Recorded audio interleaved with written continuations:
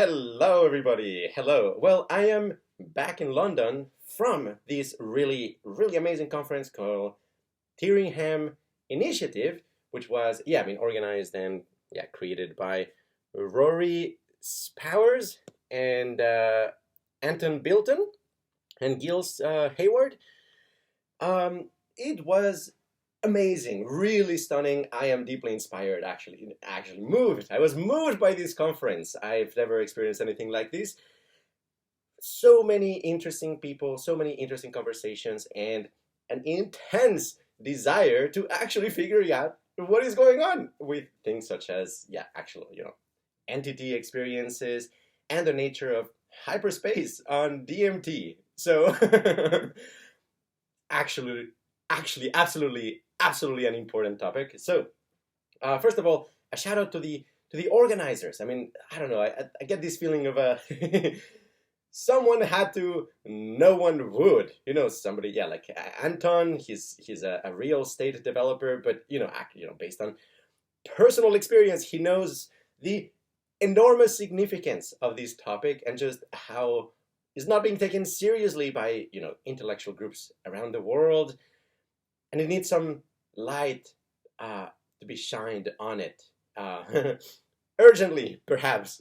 At least if we take understanding consciousness seriously, and incredibly inspiring. Actually, they keep organized the conference and made it happen, and absolutely lovely, wonderful accommodations, wonderful activities. It really felt like we were a squad, almost kind of like a team of, a little bit eccentric people, but very smart people as well, going into a spaceship to figure out what is going on in space, or hyperspace in this case. Okay, so a few reflections. So first of all, I absolutely loved how in this conference there was a very wide evidential base. In other words, people were experienced by and large. Okay, actually, I went around asking people, how many times they've taken DMT, how many times they've taken ayahuasca and psilocybin and 5-MeO-DMT, and in what dosages. And by and large, people were experienced. I mean, we're talking about something like the median number of psilocybin trips being somewhere in the 100 mark or something like that. Maybe for DMT it was maybe like 30 or something, but yeah, no, there were people who've taken DMT hundreds of times. I found that wonderful because they knew what I was talking about. No, it was incredible. I will mention that there was at least one psychedelic virgin in the conference, which is great because now everybody at the conference has plausible deniability. They can say, I was a psychedelic virgin who attended the conference. So yeah, as far as I know, there was like one person with no experience with psychedelics, which is fine. Like adds to the diversity of the mix. But like the point is that the bulk of it, the actual, kind of like overtoned window of experience, very much on the extreme end of highly experienced. And in all sorts of ways. I mean, just like a very fun anecdote, for example, and I've heard this in the past as well from people who have a mega-dosed psychedelics. There was this extraordinarily smart and very kind fellow who was telling me about his experiences on 2 milligrams of LSD. Essentially, he said that he only takes LSD nowadays in very high doses, and the way he does it actually is by going into nature completely alone. And just like taking huge doses and just like spending 12 hours in that state, and essentially just laying back looking at the stars. That's about it.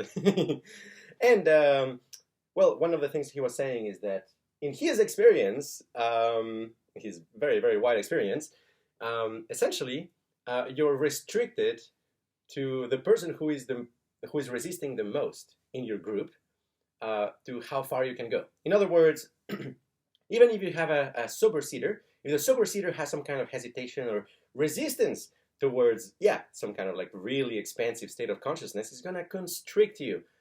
And if they're really open, well, according to him, and you megadose, they actually will have a really profound contact high because they're going to go along with you to a significant extent.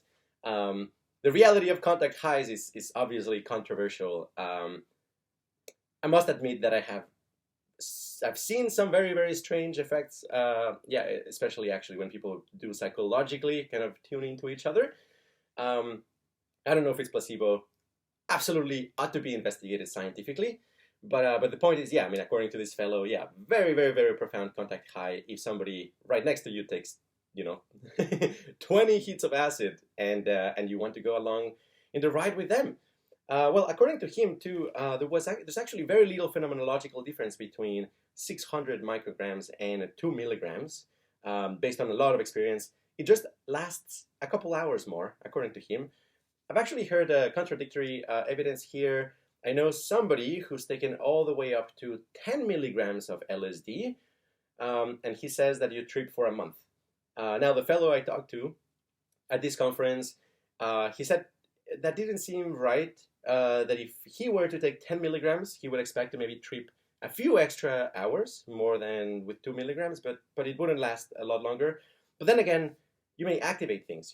Obviously there are all of these phenomena like Kundalini awakening and things like that that do last a long time. So I wonder if, yeah, the other person I know who's taken up to 10 milligrams, maybe it was because he was undergoing some deep transformations, activated something. I don't know.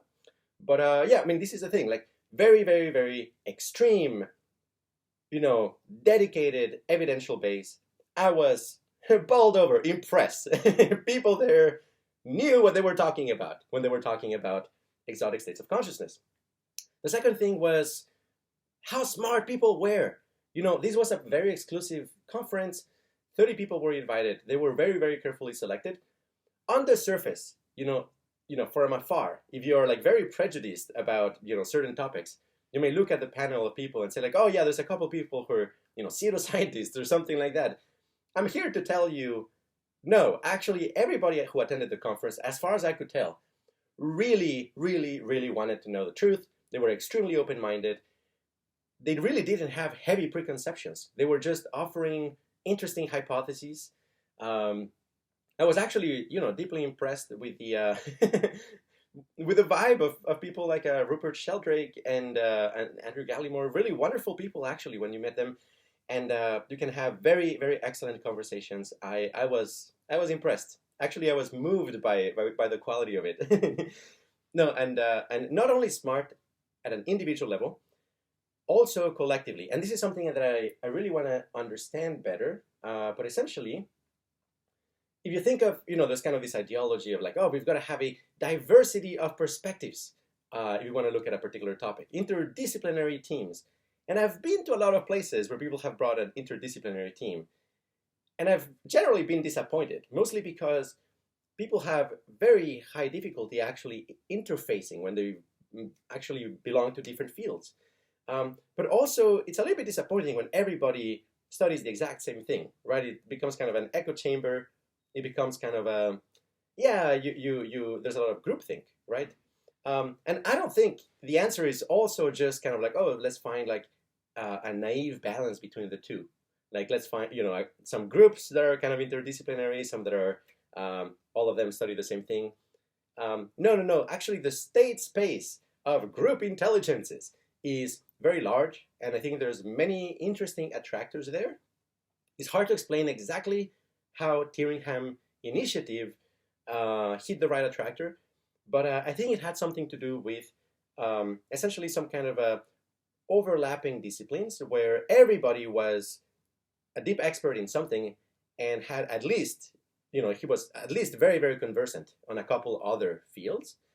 And so as a whole, everybody had kind of interlocking, overlapping areas of expertise. So to give you an example, there was a panel on panpsychism, and there was one person, Peter, who was, a deep expert in panpsychism and the, how people think about it in academia.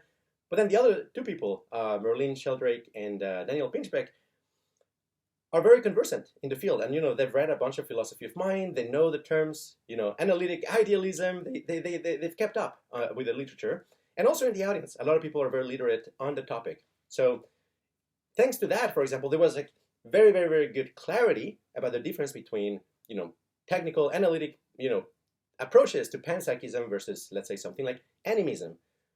But because of the vibe of the event, it wasn't like about dunking on animism, because like a couple of people there, based on experience, on very strange experiences, actually were animists. Okay. So no, it wasn't about kind of like dunking on that, but rather there was an openness to talk very technically and without dissing any discipline.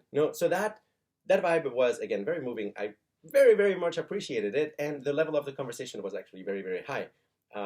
Very comparable to academic philosophy conferences. It was, yeah, very, very inspiring. So, it's really kind of like, you've got to think of group intelligences. You've got to think of new data structures to represent group intelligences. How do you represent, maybe in a hypergraph or, a tensor, some interesting mathematical shape of how the areas of expertise of people interlock and what is the, optimal. And I came up with, what is the coefficient that you're trying to optimize here? I think it is the coefficient of easiness of getting it, or the, easiness-of-getting-it quotient, or something like that. That, by and large, my observation was that in most conversations, people were saying meaningful and surprising things to each other, meaning there was actually a lot of genuine information transfer. And in my experience, yes, everybody I talked to, pretty much everybody I talked to, I learned something new. It was very relevant to my research, because of the overlapping structure, also to some extent because of the probably generational breadth, that some people are kind of like from 2 generations separate from me, and there was like, yes, spanning the entire generational space. There were people like from, Amanda Fielding, and people like Mishlove, and essentially like spanning the generational space. That was wonderful.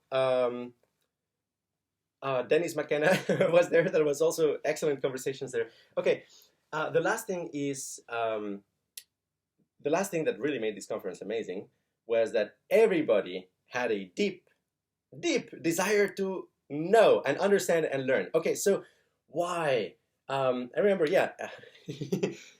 for example, like, the vibe reminded me of essentially, like almost kind of like little children being extremely curious about what is happening behind the veil, so to speak. And of course, having all sorts of different background assumptions and approaches. But no, they weren't there to show up. They were there because they're curious and they know enough to know that this requires a paradigm shift. And they couldn't hide their curiosity. So I was moved by that, honestly. Okay, so what else? I wrote a couple notes. Sorry, this is fairly improvised. Another point is on the kind of like technical field. Oh yeah, in terms of experience. So the very, very first panel was of people who had experienced DMTX. Okay, isn't that amazing? Like in the same conference, I think like 5 years ago, Andrew Gallimore, proposing DMTX is like, you could like stabilize, a particular state with a particular dose regimen, IV, and be in the DMT space at high dose for 40 minutes, 2 hours, whatever it takes to make contact and stabilize it and learn exactly what the space is in a way that is actually much more stable and easy to navigate than even something like ayahuasca. So, oh my goodness, but now they're actually doing DMTX in academia and studying that. And several of the people at the conference had just been on the highest dose DMTX experience a few days before the conference. So in the first panel, there were, I believe, like 3 people who, were just fresh off the boat from high dose DMTX.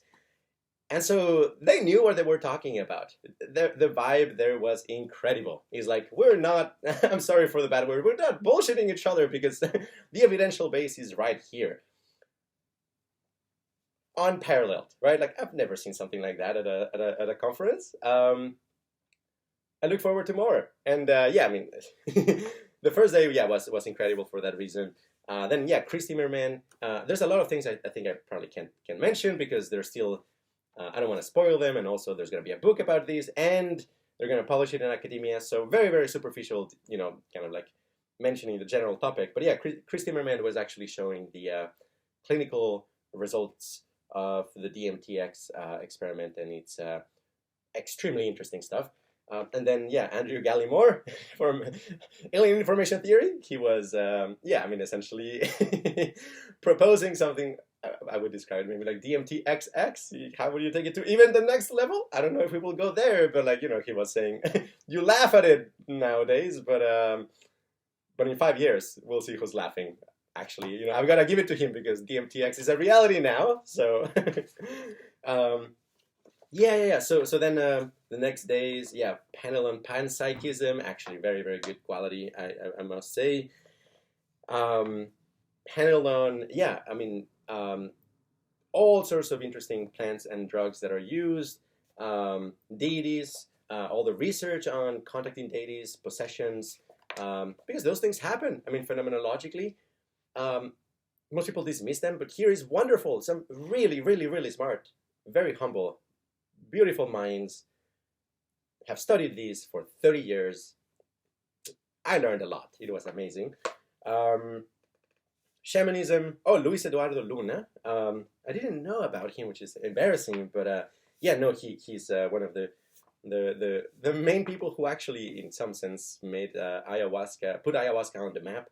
And again, he did it in a very academic fashion, but then also studied by actually taking ayahuasca with a bunch of very different shamans, and deeply, deeply admire that. Yeah, then there was like an entire set of panels about alchemy, which my former self would just like easily dismiss that, but honestly, I learned a ton. There was some super interesting observations there. What I'll mention is that at QRI, we are trying to get the alchemy of consciousness to become the chemistry of consciousness, really mathematizing, finding the mathematical underpinnings of every state of consciousness possible, the nature of valence and so on. And valence, almost Kabbalistically, there's chemical valence, and it took a while to discover the mathematics of chemical valence, and is really what the alchemists were, going after. Likewise, there is emotional valence. And right now there's an alchemy of it, and I think ultimately we will get the mathematics of valence. It's going to be just as formal as chemical valence. But the point is that alchemists were actually some of the very few people who were, quote unquote, looking at the thing. Right? It's not, not kind of like underfeeding. It's not, well, yeah, there's 4 elements. I'm sure they interact sometimes in kind of like funny ways, but I don't care about the details, versus the alchemists who are like, no, cinnabar, what happens when you mix these chemicals? What happens when, oh my goodness, now there's a blue powder and it's effervescent and it's creating pink smoke. What is going on here? No, okay, so actually paying attention to the thing, and I think, yeah, without collecting all of that very strange data that other people were dismissing, we wouldn't have chemistry. It's the same thing with the science and the chemistry of consciousness. We have to look at the evidence. We have to look at the evidence, no matter how weird it is. Because the weirder it is, the more we're going to learn from it. Okay, so anyway, alchemists were very inspiring. There seemed to be some circumstantial evidence that Isaac Newton was actually getting stoned on cannabis. I learned that. That's it's not confirmed, but essentially his assistant was getting stoned and writing about it. It turns out, and around the time when that was happening, Newton was actually making a lot of creative breakthroughs. So not outside the realm of possibility that Isaac Newton actually was enjoying the benefits of marijuana. So a very fascinating. Lorne Bryant, Rupert Sheldrake, Dennis McKenna had a panel. I've got to say, I think with harmonic gestalt and holistic computing, and nonlinear wave computing, we could actually still man something like the morphogenetic field and morphic resonance. In fact, as Stephen Lehar says, we compute using pictures, holistic pictures. And yeah, if you look at DMT experiences and you get the whorl sheet and the chrysanthemum, yes, actually, the particular shapes that they acquire will emit a very particular vibe. And we can understand this with a harmonic gestalt. Ultimately, I think this was going to be fully mathematized and formalized. So actually, yeah, there is morphic resonance, absolutely, at an empirical level. Now, whether that actually extends outside of your skull or maybe forms patterns that you can interact with later or other people can interact, I think that's up for debate. But that internally, at the very least, within your world simulation, there is something akin to morphic resonance, 100%. So I've got to give it to Robert Sheldrake. I mean, actually paying attention to very weird empirical phenomena and phenomenology that most people would just dismiss as crazy, but is absolutely part of the evidential base. Now, the fact that we haven't been able to formalize it and present a scientific theory of it shouldn't be the reason why you dismiss the evidence at hand. So yeah, no, I think likewise, a lot of people are kind of like presenting very, very strange evidence. A lot of it actually confirmed from multiple perspectives, for which we don't have theories, right? So what happens is, well, they generate a hypothesis, a conjecture of what kind of theory might explain the evidence, and then the criticism that they get is that the theory is weird, completely forgetting about the fact that it's just the first attempt at explaining the weird empirical data. Okay, so in that sense, yeah, I mean, in many, many cases, and as we see in science all across the board, yeah, people tend to dismiss people as crackpots way too early. I'm sorry. Okay, so, oh yeah, Alexander Tanous, his presentation, Resonance, Frequency, Sound, and Geometry as Tools for Communion with the Divine. Yeah, I mean, again, essentially phenomenological confirmations of something like the symmetry theory of valence. Very, very, very, very, very, very experienced person. Absolutely fascinating. And it was actually very clear, he actually understands the mathematics of harmony and how to extend them to something like, more complex musical instruments and ultimately the psychedelic state of consciousness. So wonderful presentation, very inspiring. And Jeffrey Mishlove from Thinking Aloud. What a wonderful person. I was very impressed with him in person. Very, very, very lovely. David Luke closed the conference with DMT fieldwork into entity encounters and symposium synthesis. Essentially, he's taking the academic route to try to, get some basic consensus on some of the important features of these exotic states of consciousness. So amazing work. I look forward to seeing how it develops. Absolutely fascinating. The other thing too is that the overall kind of diversity of background assumptions in the conference really was kind of something that allowed me to kind of like a little bit of a permission to explore how do we theorize about some of the most exotic evidence, such as the diversity of possible kinds of extrasensory interactions with others. Just to put my cards on the table, I assign something like, 15% probability to any of the, psychic phenomena actually being real in some sense. Some of it is based on extraordinarily strange experiences that I've had. But it really is kind of a long tail. I mean, really, there's like a wide distribution of possible things that might be the case.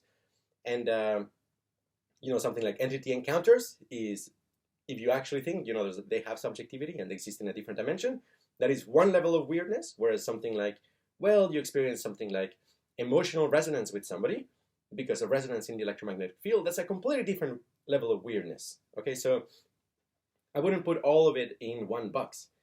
And I think, actually, the less weird it gets, usually the more evidence there is for it. something that really strikes me, and I don't yet know how to explain. I don't even know how to determine whether there's a signal or this is noise, but I think there's a signal here. Yeah, I hope you don't dismiss me for this, but I think there's a signal when it comes to people being able to tell when a family member dies. There might be a signal there.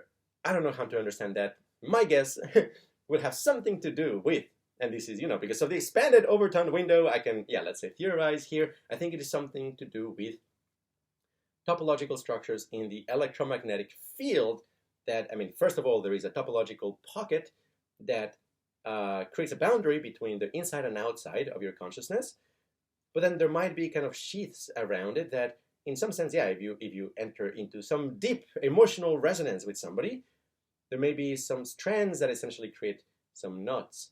And if that happens, they may stretch and deform. Doesn't matter how far away the other person goes.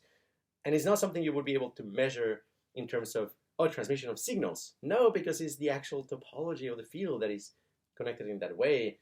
And if that was to be true, then an unraveling of the central pocket in, your cousin, grandfather, whatever, because they're dying, would potentially unravel the topological knot that you have created with them, and you would experience some very strange release of energy when the other person dies. And it may have all sorts of strange valence effects too. So anyway, that's my speculation. I don't know how likely it is, but grasping at straws to some extent to try to deal with the very, very strange evidence. But also, people were fascinated by it. Essentially, I gave a presentation. Thankfully, we were able to find a slot. I talked about the hyperbolic geometry of DMT experiences, all the levels. Because of the context, it was fascinating that people actually had been there, just a couple days ago, some of them. And they approached me and said something like, man, after the DMTX experience, I was just like ruminating for an entire day. How am I going to explain the geometry? And then when they saw my presentation, they said, okay, that's it. That is the geometry of it. Then again, this is just scratching the surface. I'm just pointing in the general direction, generating some precise empirically testable predictions. But it's just the beginning. I also talked about phenomenal time, the pseudo-time arrow, exotic phenomenal time, trying to explain things like time loops. Bernard Carr, who is a very wonderful physicist, he worked with Stephen Hawking. He was there. He was deeply intrigued by theories of phenomenal time. That was very, very, we had a very long conversation about that. We'll probably continue, but we were trying to, find a relationship between, the pseudo-time arrow and also the energy complexity state space of DMT and theories of phenomenal space and time and physical time as well, and how they might be related. So I don't know. There might be a collaboration there in the future. I don't know. But it was very interesting, very interesting. It feels wonderful when somebody gets what you're talking about and then is very, very curious about it, and they have another theory, and you're trying to figure out how they might be interrelated. The other thing too, like the variety of possible psychic experiences.